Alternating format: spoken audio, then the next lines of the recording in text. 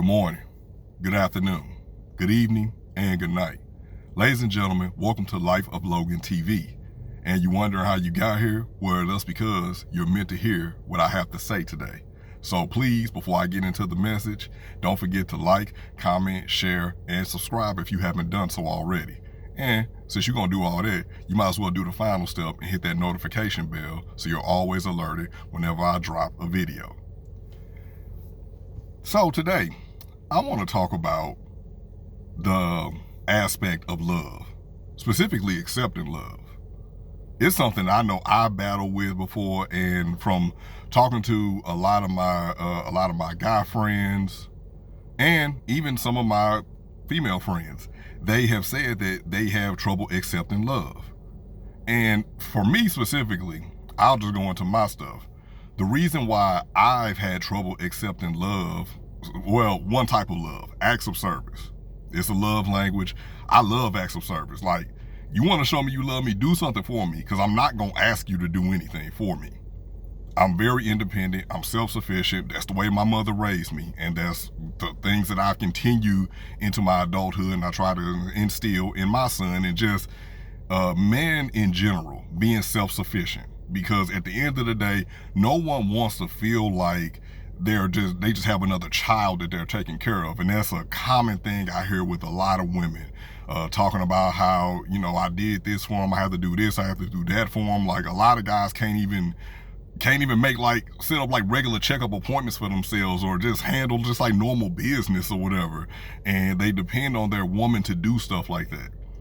And for me, it just was, okay, I don't want you to do all that other stuff for me, because I want you to be emotional support for me. That's what I need from you. Emotional support. I don't need you to do all the other stuff. I already have a mother. She did a damn good job on me, and I don't need you to do those motherly duties for me. You can nurture me in other ways. But the problem I would have is that when they try to do acts of service, when they was like, hey, I know you've been going, and I know you cook all the time, like, hey, let me cook for you, or, just different things, different types of acts of service or whatever, it was hard for me to accept them. Specifically because I always knew that they would leave me.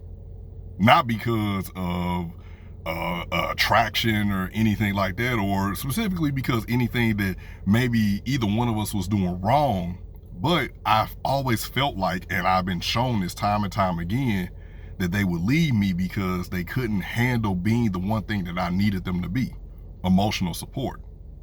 So it would cause dissent to come into the relationships, because if I can't take off my cool here with you, if I can't be, just stripped down of everything and just be me, I always got to leave some on the table. I can't bring up if I'm having a bad day. I can't bring up if I'm depressed, if I'm having just a hard day or whatever, because for a lot of women, they're not used to men talking like that. They're not used to men being emotionally available, or even past that, they're not used to men being emotionally vulnerable. And a lot of women can't handle that, and it makes them kind of, for lack of a better phrase, tuck their tail and run. It's just I can't deal with this, I gotta go. And then I'm a good barometer of people, so if I've been dealing with you, I know you, I studied you, I know what you can and can't handle. And once you show me that you can handle the brunt of me being emotional, or being that emotional safe space for me, and if I see that me doing that is making you leave, then that's where I started to pull away. That's where I started to detach. Now I don't want you to do anything for me, because you can't even do the one thing I'm asking you to do. And that right there is what hurts. That right there is what will end the relationship.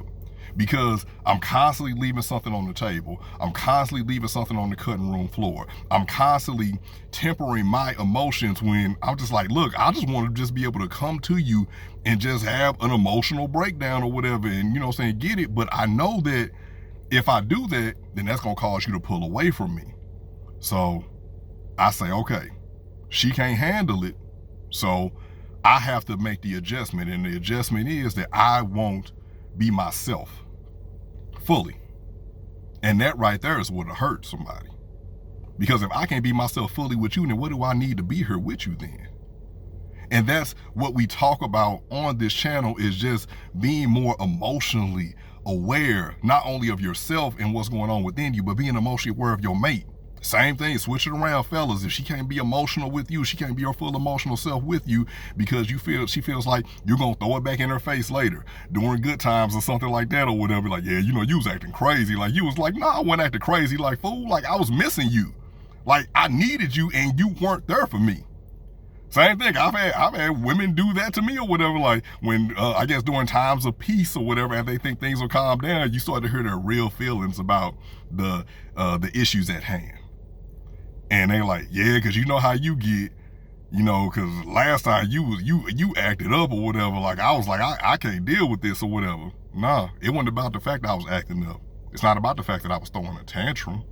It's about the fact that I needed you and you weren't here for me. Even after I told you that I needed you and you weren't here for me.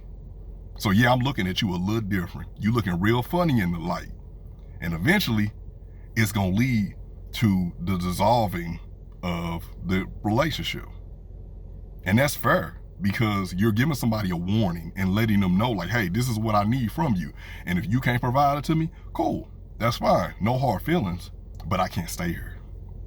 There's nothing wrong with that. So I want y'all to comment down below. Let me know what y'all think about that. Have y'all experienced situations like that where you couldn't be emotionally vulnerable? And then what did it do to you? What did it do to you in that relationship? Are you still in that relationship? If y'all want to get that personal, make sure you comment down below. And don't forget to like and share the episode, put it on your social medias, put it in your stories, put it on your Twitter, put it on your IG, put it on your TikTok, go ahead and clip this and share it with people, and make sure you subscribe. Also hit the notification bell. And this is the I need to be emotionally free with you in order for this to work bicep.